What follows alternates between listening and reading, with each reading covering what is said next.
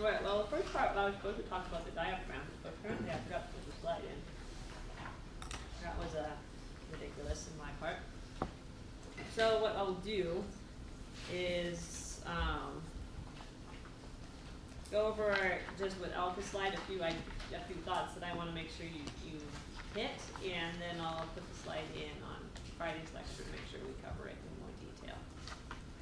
So you see here the diaphragm in less detail than I would want it to be. As the lower boundary of the thoracic cavity.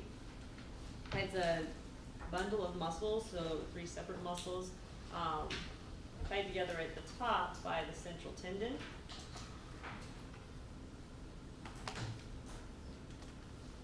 Which then is also connected to the inferior aspect of the pericardial sac, just to give you some reference of where things are.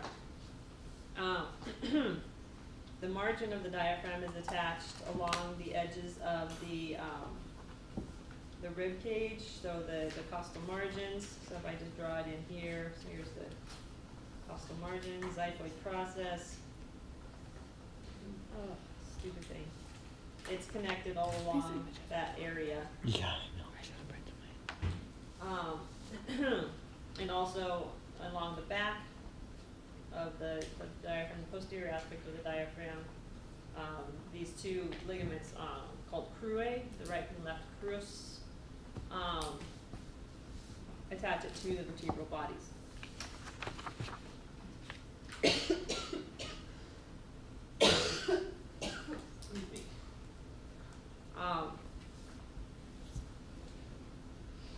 So that's what I'll cover for now. We'll go back and cover the rest of it on Friday when I actually have a slide in my presentation. But for now, we'll go on to talking about the pleura. And gosh, I really just like jacked this one up. I have 3 slides missing. Darn. So we'll talk about breathing after we talk about the pleura too. Okay.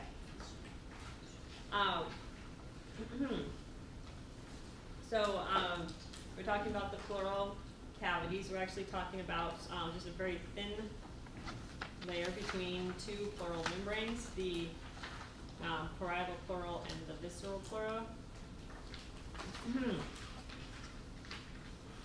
And you can see in most of the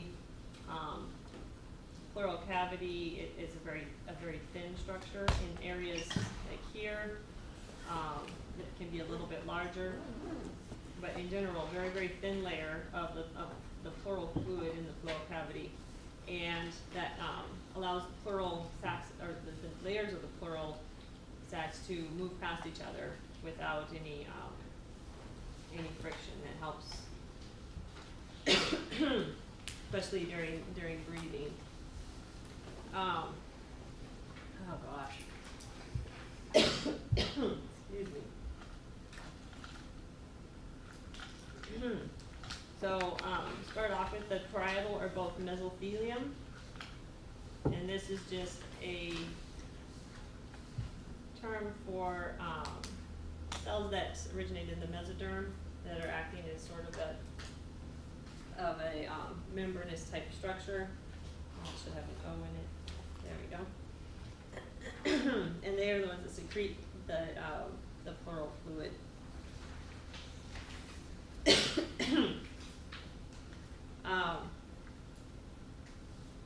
When we talk about the parietal pleura, we're talking about the one that is in contact with the thoracic wall, so on the outside, and the visceral pleura is adhered to the surface of the lung, and just make sure that you note that it does, this stupid thing,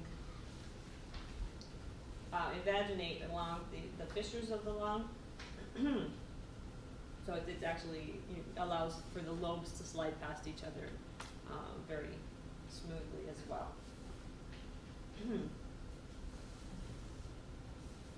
All right, so when we talk about the pleura, we talk about reflections of the pleura, and that is that's basically the reflections we're just talking about when the pleural takes a turn. So it actually pulls back on itself. So we have several different reflections. We have the reflection here at the top where it protrudes into the base of the neck, up to just above the costal cartilage of rib 1. But it does not go past the neck of rib 1, just that.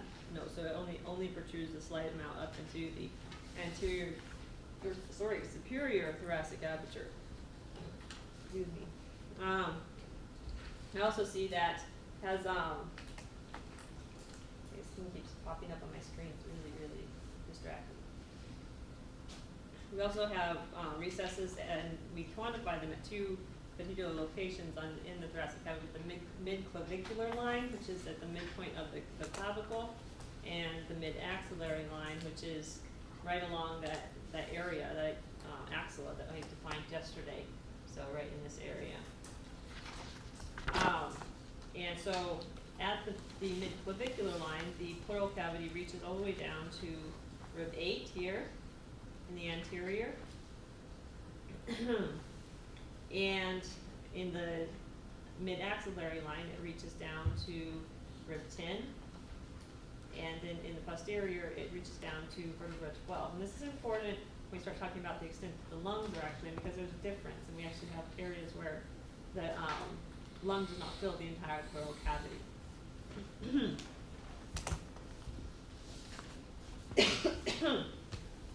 Now, the pleural cavity is divided into several different sections, and they're named based on the structures they are in contact with. So the cervical pleura is the part that extends up into the base of the neck. It is attached to the suprapleural membrane, which then adheres to the vertebral column. It also has, oh, this thing's gonna drive me nuts. Sure, it's not helping me drive me either. Also has, excuse me, innervation from the scalene muscles, so, or muscle fiber from the scalene muscles, that help keep that taut. So it's basically the superior support system for the pleural sac. So you can kind of almost think of it as hanging from that suprapleural membrane. We have the costal part here, which is in contact with the interior surface of the ribs and intercostal spaces. The diaphragmatic part, which is in contact with the diaphragm, and the this word. I can say it just fine in my office, right here. Mediastinal part, whatever, that is in contact with the mediastinum, mediastinum, there we go, that's how it's supposed to come out, in the medial part of the pleural cavity. One note before I forget about intercostal spaces. I did a little brain flip when I was writing my notes, and intercostal spaces, and yesterday, are named for the rib above, not the rib below.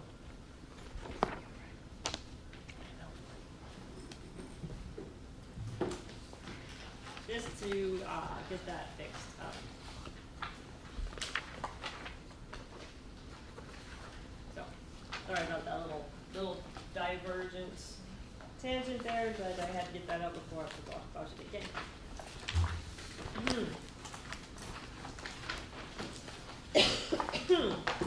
Right.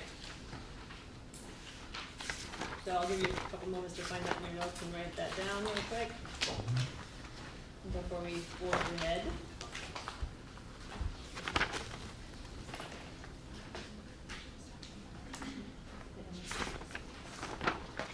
Yeah, so intercostal space, when we're naming them, yesterday I said it's named for the rib below. That was just a flip in my brain.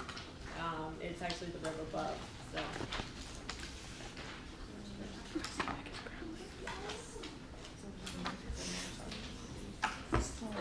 This would be three? Yeah. It should be name 3. This should be name 3. The muscle should be name 3.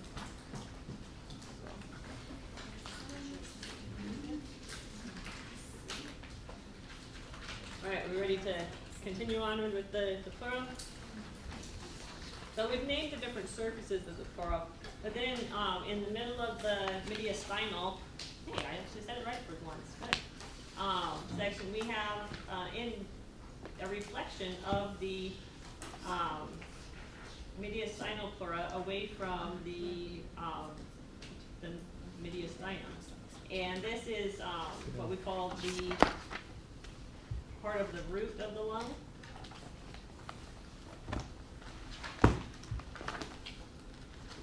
Okay, and we'll talk about the rest of the components of it. But basically, it's just an invagination of the parietal pleura, and at this point, it is continuous with the visceral pleura, so they come together at that point. And this allows for passage of like the pulmonary arteries and veins, the bronchi, all of that into the lung. And that's the medial spinal portion? It's a reflection away from the medial spinal portion of the pleural cavity, or pleural sac. Does that make sense? Okay. And so then we also have another fold coming down off of that portion. Here, this is the pulmonary ligament, and it's again another fold of the pleural sac that connects to the mediastinum and also to the lung surface, and actually helps support the lung and maintain its position during the motions of breathing.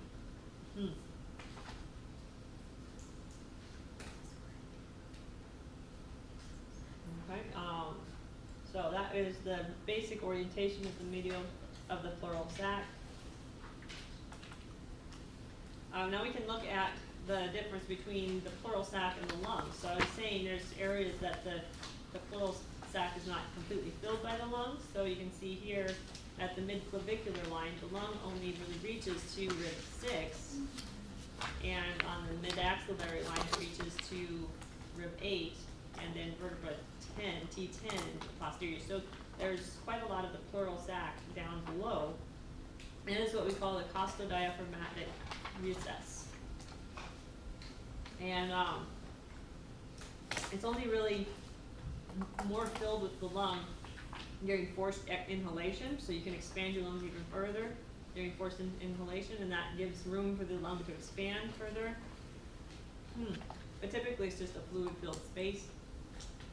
This is clinically irrelevant because this is often where we will insert a needle for withdrawing needle from the pleural fluid in the lung, or withdrawing blood if there's hemothorax, so hemopleura, so blood in the pleural sac.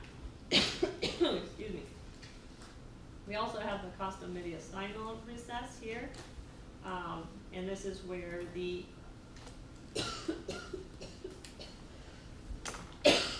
I'm sorry, mediastinal part of the pleural sac and the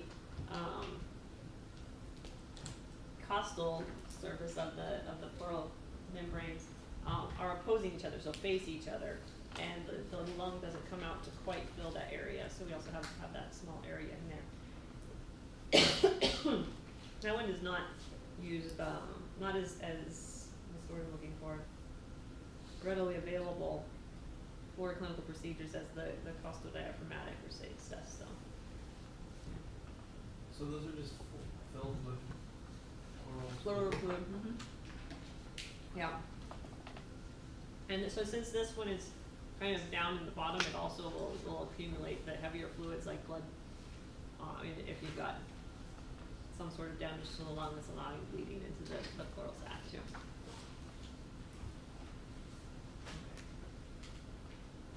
Gotta get another cough drop or I'm not really gonna be able to talk at all. Alright, so upper and onward. Look at the medial surface or the mediastinal surface of the lungs.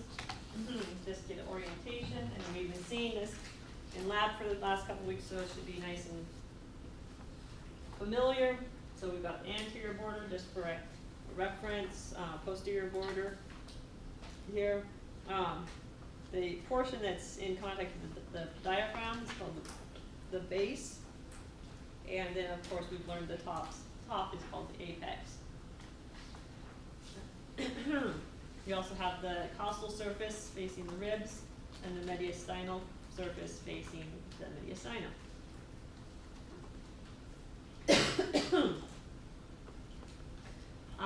Just a note on the positioning of the pulmonary arteries and veins. So pulmonary arteries are typically superior to the veins. And then the bronchus is usually posterior to the pulmonary artery. So, posterior, inferior. And then you can see here that these structures are surrounded by this blue line here that I'm tracing around. That is that recess, or that reflection of the pleural membranes here.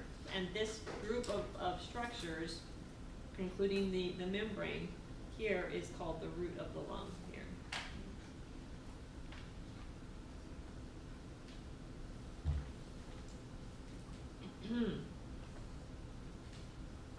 Excuse me.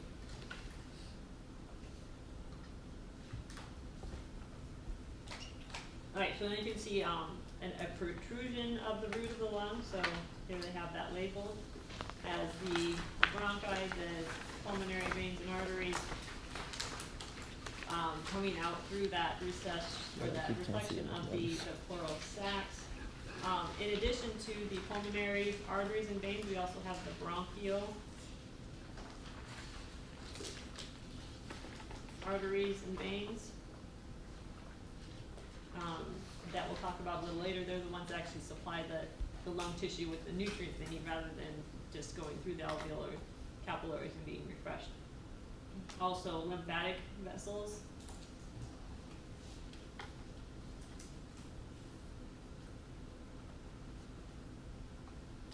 And the nerves that go along with that. So those all put together there. All right, the portion where the root of the lung actually enters the lung is a portion called the hilum, or hilum, depending on who you talk to. So that's the surface of the lung at that point where all of those structures are entering. Let's see, what else am I supposed to say about it? Thought there was more, not remembering. So the hilum isn't the pleural sac, or part of the pleural sac, it's just the entrance. Yes, that's Okay, the it's actual where they connect portion to the of the lung. lung tissue that they actually infiltrate into. Yeah. So the root is everything kind of before you get to the actual surface of the lung, and then the hilum is actually where you get to it. Can you repeat that one more time, the difference between the root and the hilum? Yeah, sure. So the root is the structures wrapped up in that bundle of pleural membrane before it gets to the lung, and then the hilum is the part of the lung where they actually enter into the lung. So that group of them actually in the lung.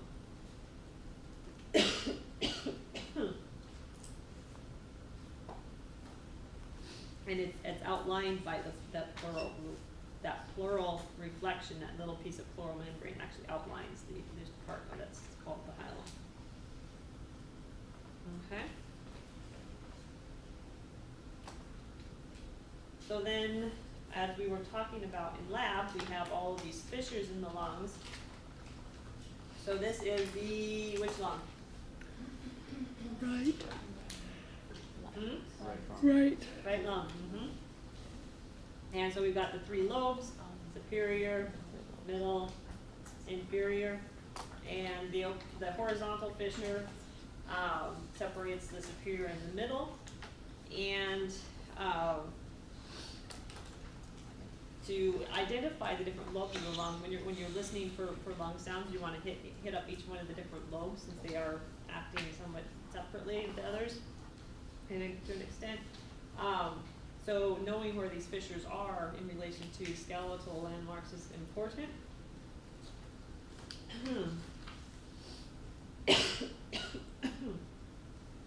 So, the horizontal fissure runs along the fourth intercostal space.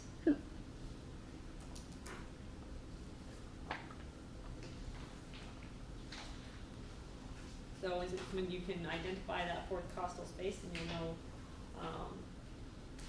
above that you can listen to superior lobe, below it that you want to be listening to the middle lobe, and then the oblique fissure travels from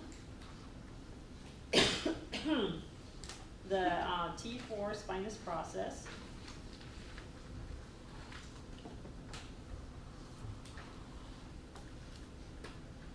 to the, make sure I get this right, the contour of rib 6, so it kind of follows along rib 6 as it, that's supposed to be 6. There we go. As it courses down the word I'm looking for. I don't even know, whatever. So that is the oblique fissure in the right lung, so. Alright, so then we switch over to, oh no, we're still in the right lung. So then we want to look at some of the different structural features that are surrounding the right lung. So you can see rib 1 kind of coming up over the posterior surface there. It's in contact with the inferior vena cava on the esophagus, the azygos vein, and then the right subclavian and right vein and right subclavian arteries come up and over, arch up and over the top of the superior lobe.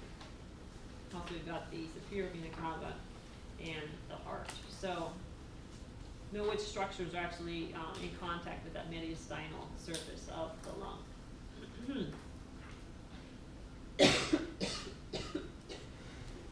Excuse me. Alright, now we'll switch to the left lung.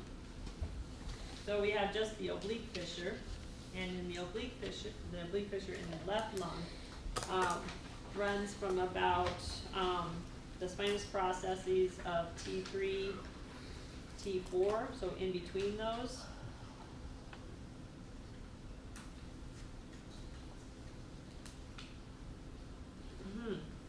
And then follows down to rib 6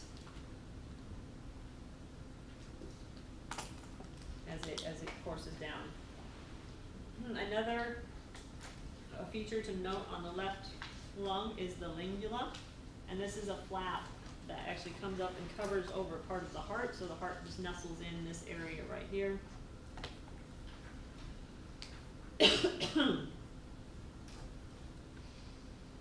And this area we would call the cardiac impression.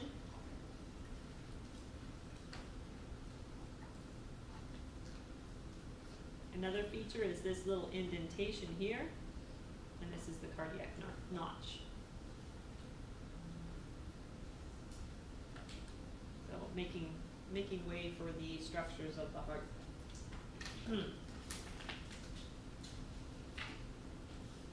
Okay, so then looking at structures next to it, we have obviously the heart sitting in the cardiac impression here. We have the thoracic aorta on this side. The esophagus is kind of right in the middle, so it hits up both lungs. The aortic arch also comes up over the root of the lung here. And then the left subclavian artery and left brachiocephalic veins also come up over the superior aspect of the superior lobe. So this is the left lung. So just kind of orienting, you get oriented so you know how these structures interact with each other, how they're interconnected. So it's not just different pieces that we're learning, but we're learning about a whole structure, a whole group of structures together.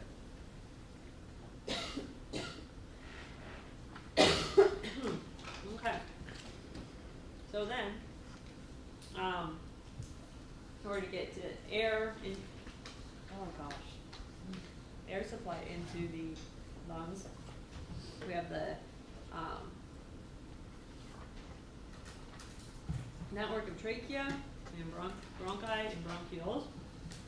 So just follow it down. So we've got the trachea, coming down from the nasopharynx, and this is, has the C-shaped cartilaginous rings to help hold its shape.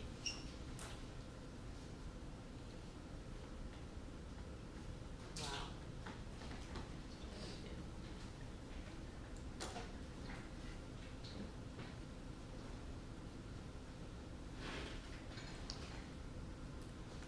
And they come around this superior and lateral aspects, and then the posterior aspect of the trachea is just smooth muscle. So layer of smooth muscle.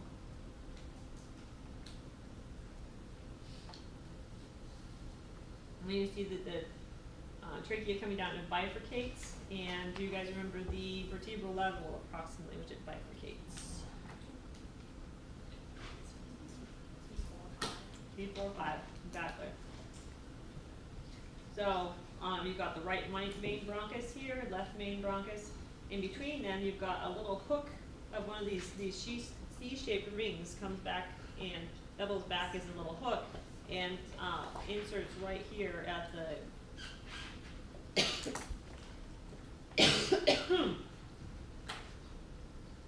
right at the conjunction of the two main bronchi, and helps to provide stability for that region. Excuse me.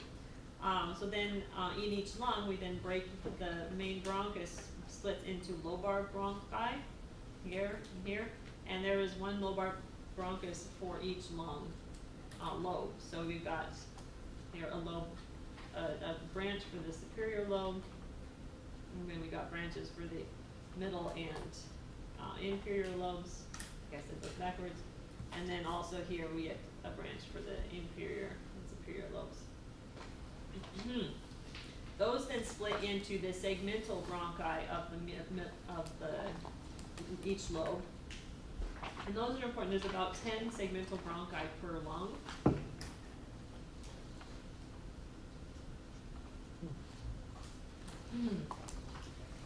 And then those then split into bronchioles, the network of bronchioles.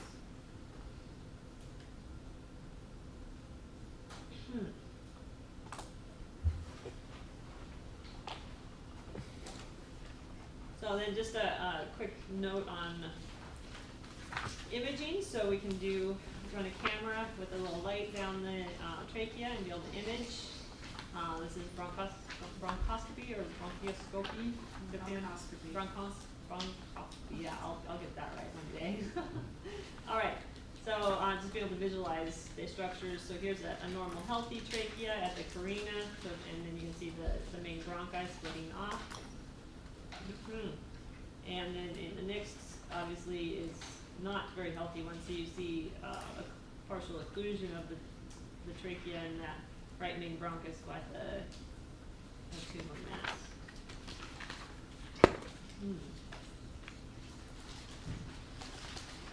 Alright, so then I told you that the lobar bronchi split into segmental bronchi, and so each one of those segmental bronchi supplies air to a certain region of the lung, and these are the, make sure I get the name right, bronchopulmonary segments.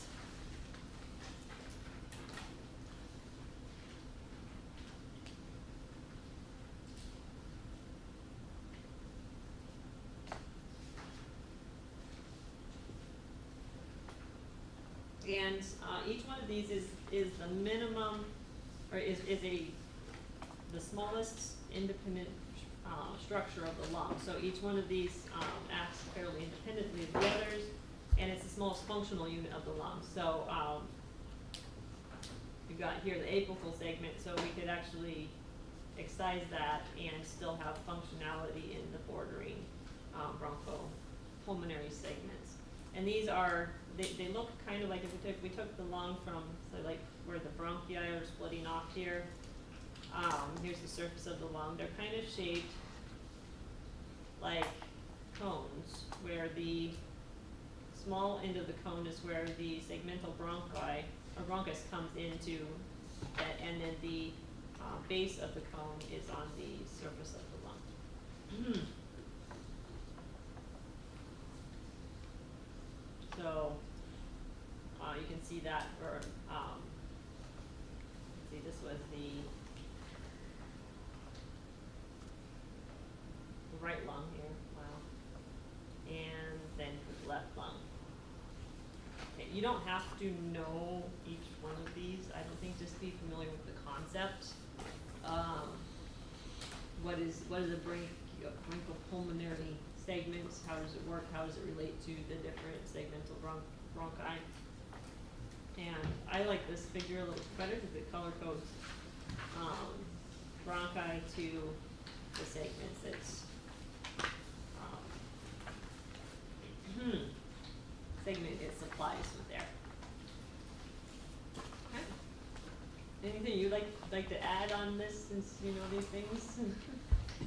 Good? Okay. All right, so then I'm going to talk a little bit about lung cancer. So here's just some basic histology review. So this is normal lung tissue.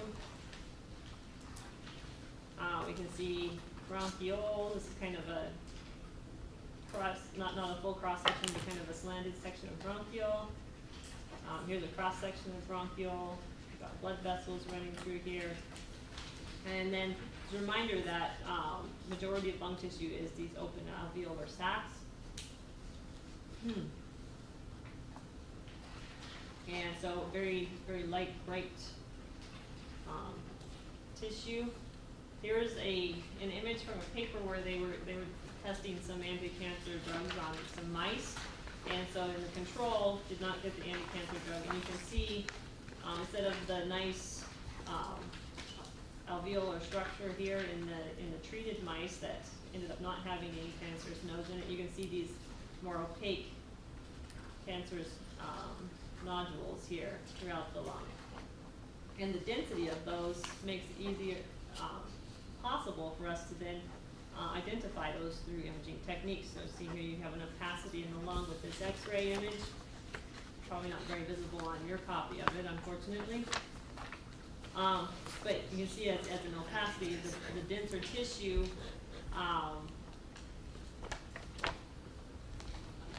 what's the word I'm looking for? Attenuating more X-rays as they're passing through the body than the normal lung tissue. And then also with a CT scan, you can see it's a little bit better contrast there. I also think just the beauty of all of these bronchial branching, that's just absolutely beautiful. I think the lung's awesome. We'll come back. What did you do? So then, we've got blood supply coming to and from the heart being refreshed in the lungs, but we also, and we have that coming in through the pulmonary arteries here. And so the left pulmonary artery is a single artery coming off the pulmonary trunk, obviously. Branches actually inside the lung, so it still gets inside the lung to branch. The right pulmonary artery branches before you get to the lung.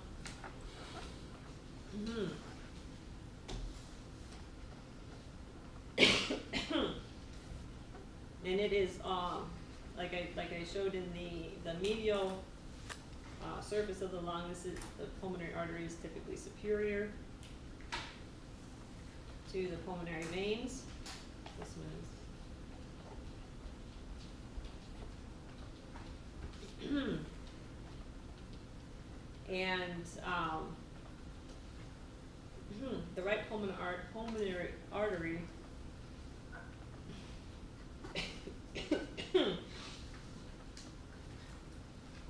is posterior to the ascending aorta, so the ascending aorta would continue on here, kind of in front here. It's anterior to the bronchi, the right bronchus. Left pulmonary artery is anterior to the descending aorta or the thoracic aorta, and also to the bronchus, and then still superior to the pulmonary veins here. This kind of gives you a little bit better, at least for me, a little bit better feel of how it looks with all the structures of the lung, root of the lung right here. We also add to this diagram the right bronchial artery and the left bronchial artery, which is hiding around here, the superior left bronchial artery and inferior left bronchial artery. And these are the nutritive vessels of the lung, so they're actually providing the nutrients to the lung tissue, not just doing oxygen exchange. Within the lung, they can interconnect with the pulmonary veins and arteries as well, so there is some mixing of it all.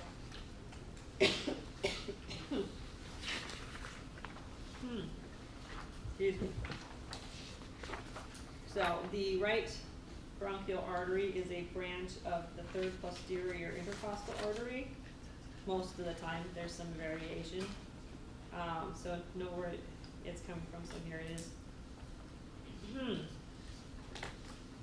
And the left bronchial arteries actually branch off the thoracic aorta. So you can see here it's branching there and there off of the anterior aspect of the thoracic aorta.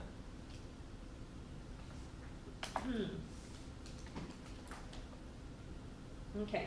Typically they run, these vessels run along the anterior surface of the bronchi, so you can see them kind of coursing along through here. And they continue that track as they move through the lungs.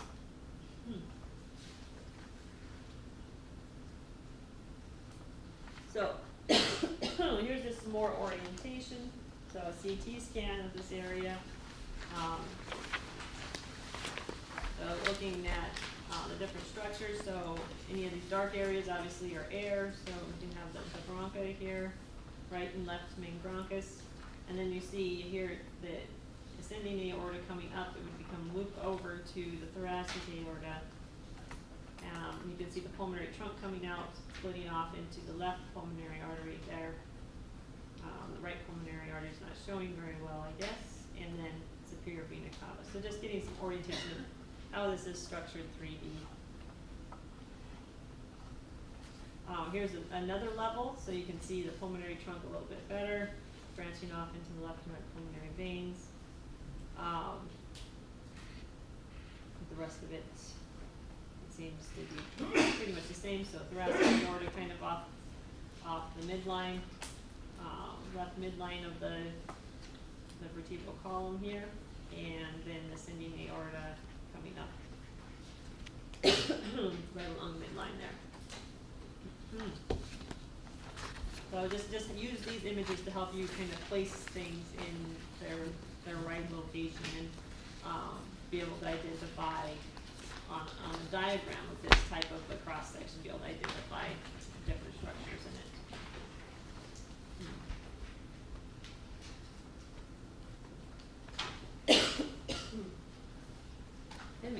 So the lung is innervated by the pulmonary plexuses.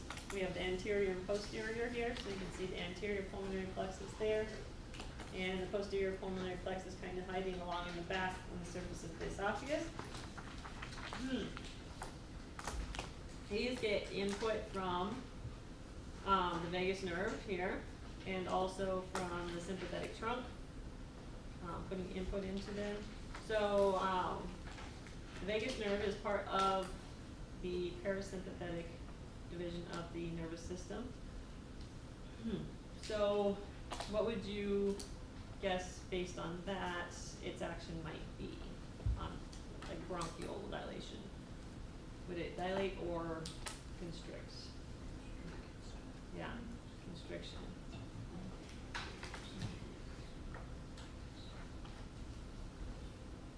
But just one of its many jobs in the lung. Sympathetic trunk is going to be, again, prepping the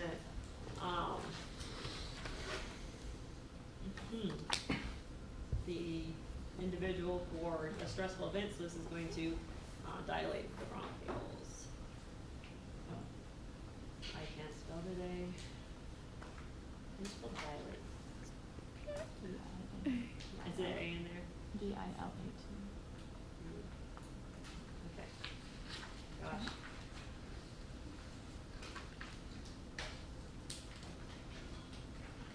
Okay. And, excuse me. Goodness. There we go. So that is innervation, so just know the plexuses, know what the action of the vagus nerve versus the sympathetic inputs would have. So this is just another image of the same thing. So you can see here, there's actually the right and left pulmonary plexuses, and in the middle you can see the cardiac plexus there.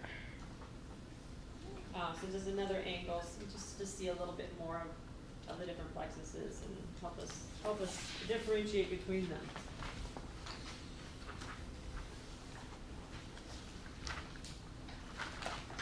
And finally, we need to talk about the lymphatic drainage of the lung. So we have the tracheobronchial nodes, which go along the surface of the trachea, down the bronchi.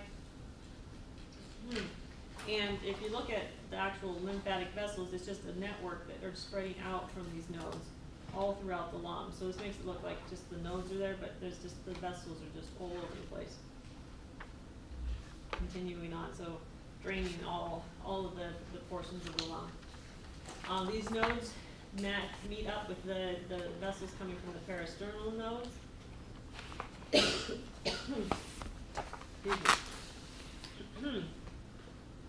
And they all come together to form the bronchomediastinal trunks here and here, that then empty into the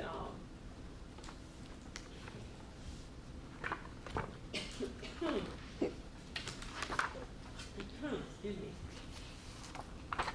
into the major veins here and here. So they can't remember exactly what they are at the moment. Okay? So again, just be familiar with the nodes, where they're located, where they drain into, bronchomediastinal trunk. There's some individual variation again, but see most of the individuals, this is the pathway for those vessels. Okay? Any questions about anything? So, like I said, we'll cover the diaphragm and breathing on Friday, because apparently I didn't remember to grab those into this portion of the lecture. And we'll have our quiz on Friday. No lab tomorrow, but we do have the tutoring session with Jordan from 4 to 5 tonight. Any questions about anything? Okay. Have a nice Thursday.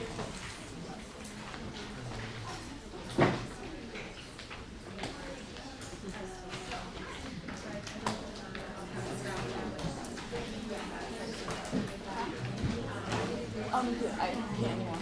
I just wrote whatever. Yeah, so if you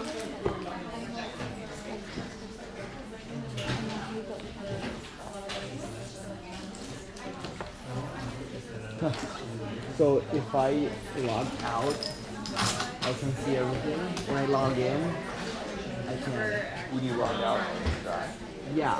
So right now I'm not logged in. how do you know that That's really weird. Yeah. So I just went to the thing and when I logged out of Google Drive and.